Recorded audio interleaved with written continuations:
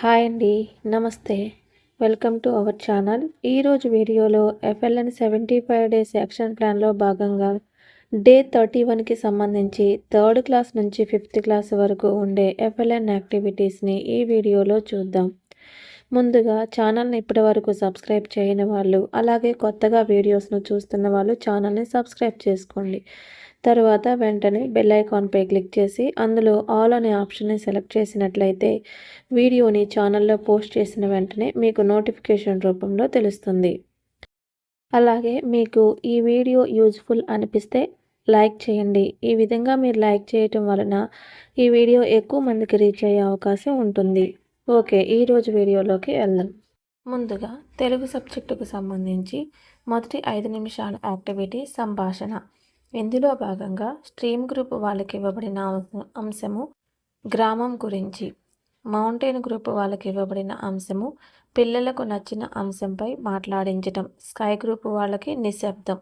ఈ 3 అంశాలపై మొదటి 5 నిమిషాల సంభాషణ కార్యక్రమాన్ని చేయించాలి. తర్వాత యాక్టివిటీ కథాకృత్యాలు.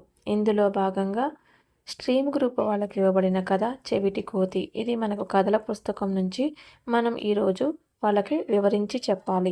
తర్వాత మౌంటైన్ గ్రూప్ వాళ్ళకి అపాయంలో ఉపాయం అనే కథని, స్కై గ్రూప్ వాళ్ళకు కూడా సేమ్ అదే కథని ఈరోజు వివరించాలి. ఆ కథలు కథల పుస్తకంలో ఎలా ఉన్నాయో ఒకసారి చూద్దాం. చెవిటి కోతి కథ ఈ విధంగా ఇవ్వబడింది. ఈరోజు మొదటి రోజు కాబట్టి, కథ మొదటి రోజు కాబట్టి మనం వాళ్ళకి అర్థవంతంగా చదివి వినిపించాలి. అలాగే అపాయంలో ఉపాయం అనే కథ ఈ విధంగా ఇవ్వబడింది. తర్వాత యాక్టివిటీ మైండ్ మ్యాప్. ఇందులో భాగంగా స్ట్రీమ్ గ్రూప్ వాళ్ళకి నేర్చుకున్న కథలో ఒక పదంతో మైండ్ మ్యాప్ అనేది చేయాలి. పైన ఇవ్వబడిన చెవిటి కోతి కథలో నుంచి ఏదైనా ఒక పదం తీసుకొని మైండ్ మ్యాప్ అనేది చేయాలి. అందులో మనం అడవి అనే పదం తీసుకున్నట్లయితే అడవికి సంబంధించిన పదాలన్నీ ఈ విధంగా రాయించవచ్చు. జంతువులు, పక్షులు, పువ్వులు, సుగంధ ద్రవ్యాలు, మూలికలు, కలప, పండ్లు, చెట్లు. ఇవనే కాదు, అడవికి సంబంధించి ఏదైనా సరే మనం ఈ విధంగా మైండ్ మ్యాప్ ద్వారా చూపించవచ్చు. ఈ అడవి అనే పదమే కాదండి, ఆ కథలో నుంచి ఏ పదాన్నైనా సరే తీసుకొని ఈ విధంగా మైండ్ మ్యాప్ అనేది చేయించాలి. తరువాత మౌంటైన్ గ్రూప్ వాళ్ళకి కథలో నచ్చిన పదాలను, అలాగే వాటి ఆధారంగా కొత్త పదాలను, ఆ పదాలపై వాక్యాలను సొంతంగా తయారు చేయించి అలాగే సారాంశాన్ని చెప్పించాలి. తరువాత స్కై గ్రూప్ వాళ్ళకి ఈ కథ యొక్క శీర్షికని, అలాగే దానికి సంబంధించిన పదాలను, వాక్యాలను రాయించి సారాంశాన్ని కూడా మనం బోర్డు పైన రాసి వాళ్ళతో నోట్బుక్లో రాయించాలి. తర్వాత యాక్టివిటీ ఆటలు. ఇందులో భాగంగా స్ట్రీమ్ గ్రూప్ వాళ్ళకి ఇవ్వబడిన ఆట అక్షరాన్ని పట్టుకోండి చూద్దాం. దీన్ని మా విద్యార్థులు ఏ విధంగా చేశారో ఒకసారి చూద్దాం. ఓకే పిల్లలు, ఇప్పుడు మనం ఆడబోయే ఆట పేరు అక్షరాన్ని పట్టుకోండి చూద్దాం. ఓకేనా? ఈరోజు మీ ఇద్దరే ఉన్నారు కాబట్టి స్ట్రీమ్ గ్రూప్లో వాళ్ళు, మీరిద్దరిలో ఏం చేస్తారంటే నేను చెప్పిన అక్షరాన్ని అందులో రౌండప్ చేయాలి. ఆ కథలో ఎక్కడుందో, నేను ఏ అక్షరం చెప్తే ఆ అక్షరం ఆ కథలో ఎక్కడుందో రౌండప్ చేయాలి. ఎవరైతే మీ ఇద్దరిలో ముందుగా చేస్తారో వాళ్ళే విన్నర్. ఓకేనా? సో ఇప్పుడు చెప్తున్నా చూడండి. ఏ అనే అక్షరం ఎక్కడుందో చూడండి. చేసేసావు నువ్వు? నేను చేశాను మేడం అని హ్యాండ్ రేజ్ చేయి జస్ట్ అలా. ఓకే, రాహుల్కి పాయింట్. నెక్స్ట్ వచ్చేసి ఇంకొక అక్షరము మా అనే అక్షరం చూడండి.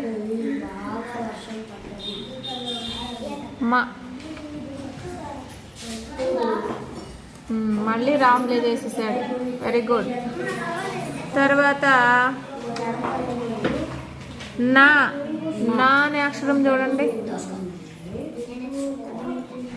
నా సుధీరు, నువ్వు స్పీడ్గా చూడాలి. నా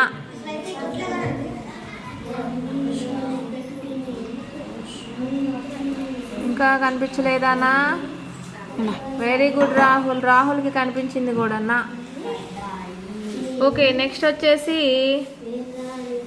వి. త్వరగా త్వరగా ఫాస్ట్గా చూడాలి. వెరీ గుడ్ తగ్గాలి. అది లీ. ఓకేనా? ఇంకా సి. ఓకే, విన్నర్ ఎవరు? ఈ ఆటలో ఎక్కువగా ముందు ఎవరు చెప్పారు? రాహులా సుధీరా? So winner is Rahul. Claps ఇవ్వండి వాడికి గట్టిగా. తర్వాత మౌంటైన్ గ్రూప్ వాళ్ళకు వచ్చేసి ఆలోచించి పట్టిక తయారీ ఆట. ఈ ఆట కూడా మా విద్యార్థులు ఏ విధంగా ఆడారో ఒకసారి చూద్దాం.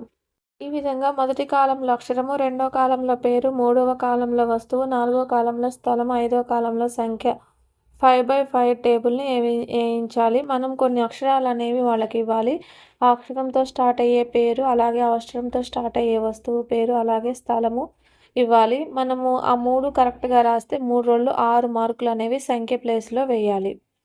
అదేవిధంగా 2 రాస్తే 4, 1 రాస్తే 2 మార్కులు కేటాయించాలి. ఈ విధంగా కరెక్షన్ చేసేసి అందరి విద్యార్థుల మార్కులను టాలీ చేస్తూ ఎవరు విన్నరో ఈ ఆటలో చెప్పాలి. దీన్నే ఆలోచించి పట్టిక తయారీ అని ఆట అంటారు. తర్వాత స్కై గ్రూప్ వాళ్ళకు వచ్చేసి పదాలతో కథ రాయటం. ఇక్కడ మా విద్యార్థులకు ఏ విధంగా యాక్టివిటీ చేశారో ఒకసారి చూద్దాం.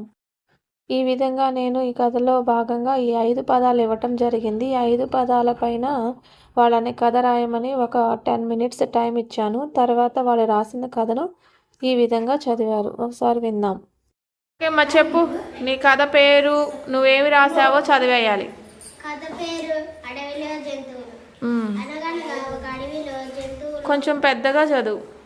అనగనగా ఒక అడవిలో జంతువులలో ఒక పులి చాలా చెడ్డది. ఏ జంతువుని చూసినా ఆకర్షింపడేది. ఒకరోజు పులి భార్య తన పిల్లలు ఒక చెట్టు క్రింద పడుకున్నారు. అప్పుడు చాలా గాలి వీసింది, వర్షం పడింది.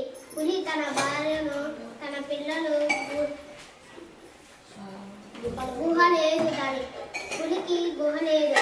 మిగతా జంతువులు తన ఇంటిలోకి వెళ్ళిపోయాయి. అప్పుడే బాగా ఎండ కాసింది. పులికి చాలా దాహం వేసింది. అప్పుడు ఎండకి నీళ్లు కరిగిపోయాయి. ఎవరు ఇంట్లోకి వాళ్ళు వెళ్ళిపోయారు. అమ్మో, వెరైటీగా రాసావు. ఎండకి నీళ్ళే కరిగిపోయాయా? ఓకే, వెళ్ళు, వెరీ గుడ్. సరే రెండమ్మా, నువ్వేం పెట్టావు ఈ కథకి పేరు? వర్షంలో జంతువులు. వర్షంలో జంతువులా? ఓకే, నువ్వేం రాసావో చదువు. ఒక అడవిలో చాలా జంతువులు ఉండేది. అది ఎండాకాలం.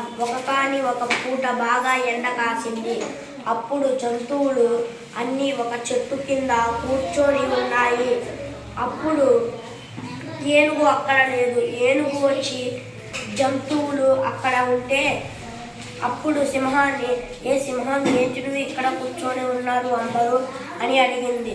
అప్పుడు సింహం, చాలా ఎండ కాస్తుందిగా ఏనుగు, అందుకే ఇక్కడ కూర్చున్నాము అన్నది. అప్పుడు అనుకోకుండా బాగా వర్షం పడ్డది. అప్పుడు జంతువులన్నీ చాలా సంతోషపడ్డాయి. వెరీ గుడ్, నీ కథ కూడా బాగుంది. నెక్స్ట్ నువ్వు చదువమ్మా. కథ పేరు ఎండలో జంతువులు. ఒక అడవిలో అన్ని జంతువులు ఉండేవి. ఎండ వలన జంతువులు చెట్లు కింద నివసించేవి. ఒకరోజు వర్షం బాగా కురిసింది. అప్పుడు జంతువులన్నీ ఒక గుహలోకి ప్రవేశించాయి. గుహలో ఒక సింహం నివసించేది. అప్పుడు సింహం జంతువులన్నిటినీ వేటాడాలని చూసింది. అప్పుడు జంతువులన్నీ పారిపోయాయి. వెరీ గుడ్, సింపుల్గా 5 పదాలు వచ్చేటట్టు రాసేసావు. Very good. ఈ కథ రాయడానికి పాపం వాళ్ళకి ఎక్కువ టైం కూడా ఇవ్వలేదండి. జస్ట్ 5 మినిట్స్లోనే వాళ్ళు ఆలోచించి రాయడమే కాదు, కథను చెప్పారు కూడా. దీనితో మనకు తెలుగు సబ్జెక్ట్ అనేది కంప్లీట్ అవుతుంది. తర్వాత సబ్జెక్ట్ వచ్చేసి మ్యాథమెటిక్స్. ఇందులో భాగంగా మొదటి 5 నిమిషాల యాక్టివిటీ గణిత సంభాషణ. స్ట్రీమ్ గ్రూప్ వాళ్ళకు వచ్చేసి అంగడి, మౌంటైన్ గ్రూప్ వాళ్ళకి మార్కెట్లో ప్రాథమిక భావనలు, స్కై గ్రూప్ వాళ్ళకి కూడిక మౌఖిక ప్రశ్నలు. ఈ అంశాలపైన వాళ్ళకి ఈ సంభాషణ కృత్యాన్ని చేయించాలి. తర్వాత యాక్టివిటీ సంఖ్యావాచకం. ఇందులో సంఖ్యావాచకం చార్ట్ రీడింగ్ని 2 మెథడ్స్లో చేయించాలి. అది స్ట్రీమ్ గ్రూప్ వాళ్ళతో. మౌంటైన్ గ్రూప్ వాళ్ళకి అలాగే స్కై గ్రూప్ వాళ్ళకి కరెన్సీ కృత్యాలను చేయించాలి. తర్వాత వచ్చేసి విస్తరణ రూపము. ఇక్కడ స్ట్రీమ్ గ్రూప్ వాళ్ళకి విస్తరణ రూపం చార్టును చదివించాలి. అలాగే మౌంటైన్ గ్రూప్ వాళ్ళకి అండ్ స్కై గ్రూప్ వాళ్ళతో ఈ స్థాన విలువల ఆటను ఆడించాలి. ఈ ఆటను కూడా ఒకసారి చూద్దాం మా విద్యార్థులు ఏ విధంగా ఆడారు. ఓకే భవ్య, స్టార్ట్. ఓకే, కౌంట్ చేయి. 1's ప్లేస్ చూడు. 1. ఓకే, వెయ్యి. 1's ప్లేస్లో 1. Next 10's place. 4. ఇది కూడా ఇది 5 వేసేయి.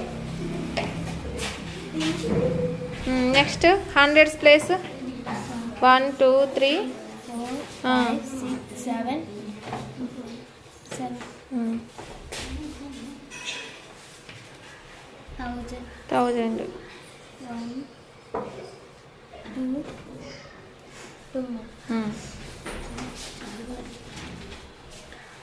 అవి సగం అటు ఇటు ఉన్నాయి కాబట్టి తను కౌంట్ చేయలే. పూర్తిగా ప్లేస్లో ఉన్నాయో కౌంట్ చేస్తుంది. 10,000లో ఎన్ని ఉన్నాయి? 1 వేసే. సో నీ స్కోర్ ఎంత? 12,751. Okay, very good. ఈ విధంగా ప్రతి ఒక్క విద్యార్థితో కూడా ఆడించి ఎవరైతే హైయెస్ట్ స్కోర్ చేయగలుగుతారో వాళ్ళే ఈ ఆటలో విన్నర్గా చెప్పాలి. తర్వాత యాక్టివిటీ వచ్చేసి చతుర్విధ ప్రక్రియలు.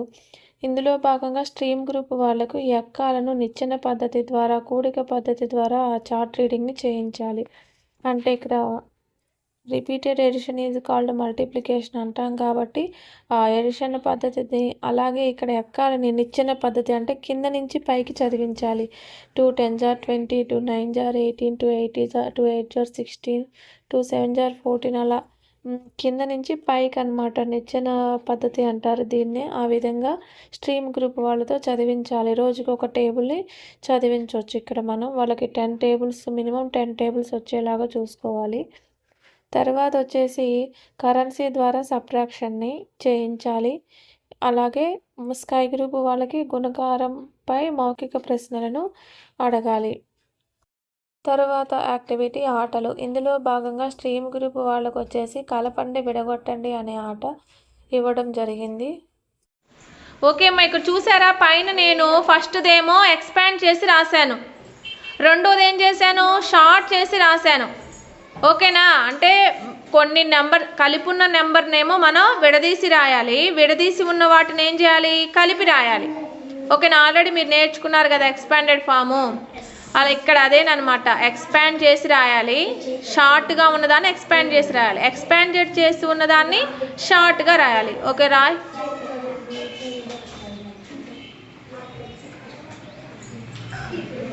చదువుకుంటూ రాయి.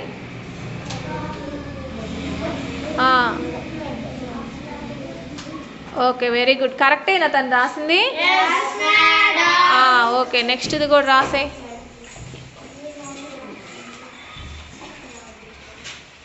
అది కరెక్టేనా? 666. Okay, very good.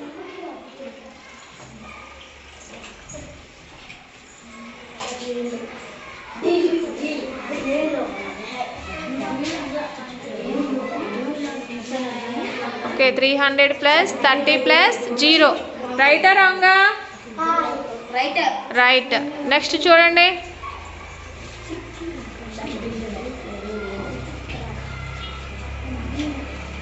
Okay, very good. Very good. ఈ విధంగా ఈ ఆటను విద్యార్థులతో ఆడించాలి. తర్వాత యాక్టివిటీ వచ్చేసి పదం విలువ. ఓకే మా పిల్లలు, ఇప్పుడు మనం ఆడబోయే ఆట పేరు పదం విలువ. ఓకేనా? ఈ పదం విలువ ఆటను ఏ విధంగా ఆడాలో ఒకసారి చూద్దాం. ఇక్కడ నేను కొన్ని అక్షరాలు రాశాను, దాని మీద నెంబర్స్ కూడా ఇవ్వడం జరిగింది. ఇప్పుడు నేను ఏ పదం అయితే చెప్తానో ఆ పదాన్ని మీరు అక్కడ తయారు చేయాలి, దాని మీద ఉన్న నెంబర్స్ని యాడ్ చేసి దాని యొక్క విలువ అనేది చెప్పాలన్నమాట. సో ఫస్ట్ పడవ. పడవ అనే పదం తీయండి. పడవ, పడవ అనే అక్షరాలని చూడాలి మీరు. పడవ. ఓకే, ఇప్పుడు దీని వాల్యూ చెప్పాలంటే దాని మీద ఉన్న నెంబర్స్ని ఎడిషన్ చేయాలి. 5 + 2 7, 7 + 2 7 + 9 16. అంటే దీని వాల్యూ ఎంత? 16 అనమాట. ఇలా పదం విలువ అనే ఆటని మనం ఆడాలి. ఓకే, జడ. జడ అనే పదం చూడండి. జడ. జడ. సో జడ వాల్యూ ఎంత? 10. 8 + 2 8 + 2 10. తర్వాత అలా. అలా చూడండి, నెట్టుకోకండి, నీట్గా చూడండి. లా. లా ఎక్కడుందో చూడండి. అలా. అలా. సో దీని వాల్యూ ఎంత? ఎంత? Okay, very good. తర్వాత స్కై గ్రూప్ వాళ్ళతో ఎంతెంత మంది అనే ఆటను ఆడించాలి. ఇది కూడా దీని గురించి ఇంతకు ముందు వీడియోస్లో చెప్పటం జరిగింది. తర్వాత సబ్జెక్ట్ వచ్చేసి ఇంగ్లీష్. ఇందులో మనకి ఫస్ట్ యాక్టివిటీ వచ్చేసి రీడింగ్ స్టోరీ. ఇందులో భాగంగా మనకి స్ట్రీమ్ గ్రూప్ వాళ్ళకి 1 సెంటెన్స్, మౌంటైన్ గ్రూప్ వాళ్ళకి 2 సెంటెన్స్లు, స్కై గ్రూప్ వాళ్ళకి 3 సెంటెన్సెస్ అనేది ఇవ్వడం జరుగుతుంది. ఆల్రెడీ ఇవే సెంటెన్స్ని మనకి డే 30లో కూడా ఇవ్వడం జరిగింది. ఇది సెకండ్ డే కాబట్టి ఈరోజు వాళ్ళతో ఇంకా నిన్నటి కంటే అంటే డే 30 కన్నా బెటర్గా చదివించాలి ప్రతి ఒక్కళ్ళతో. అదేవిధంగా తర్వాత యాక్టివిటీ వచ్చేసి ఐడెంటిఫై ద వర్డ్స్. అంటే ఇందులో భాగంగా స్ట్రీమ్ గ్రూప్ వాళ్ళకు 5 వర్డ్స్, మౌంటైన్ వాళ్ళకి 8 వర్డ్స్, స్కై గ్రూప్ వాళ్ళకి 10 వర్డ్స్ని మనం చదివించాలి. పైన ఏ పారాగ్రాఫ్ అయితే రాయించామో అందులో వర్డ్స్ని మనం ఇక్కడ చదివించాల్సి ఉంటుంది. ఫస్ట్ డే ఇచ్చినవి కాకుండా సెకండ్ డే వేరే వర్డ్స్ అనేవి ఇవ్వాలి. వేరే వర్డ్స్ ఏమీ అవైలబుల్గా లేనప్పుడు ఫస్ట్ డేలో ఏవైతే వాళ్ళకి రాలేదో స్పెల్లింగ్స్ చెప్పడం అనేది అవే వర్డ్స్ని రిపీట్ చేస్తూ ఇవ్వచ్చు ఇక్కడ. నెక్స్ట్ యాక్టివిటీ వచ్చేసి రైట్ ద వర్డ్స్ అనమాట. సో మనం ఏ వర్డ్స్ అయితే బోర్డు మీద రాసి చదివించామో అదే 5 వర్డ్స్ని వాళ్ళ నోట్బుక్లో కూడా రాసుకునే విధంగా చూడాలి. దీనివల్ల వాళ్ళకి వర్డ్ అనేది ఎక్కువగా గుర్తుండటానికి అవకాశం ఉంటుంది.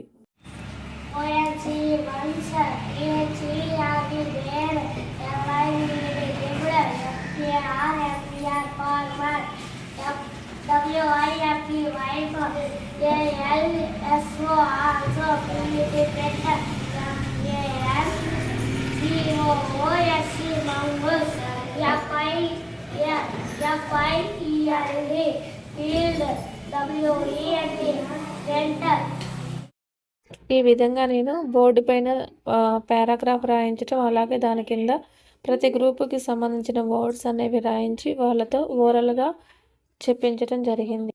దీనితో మనకి డే 31కి సంబంధించిన యాక్టివిటీస్ అన్నీ కంప్లీట్ అవుతాయి. ఈ వీడియో మీకు నచ్చినట్లయితే లైక్ చేయండి, షేర్ చేయండి, అలాగే ఛానల్ని సబ్స్క్రైబ్ చేసుకోండి. Thank you.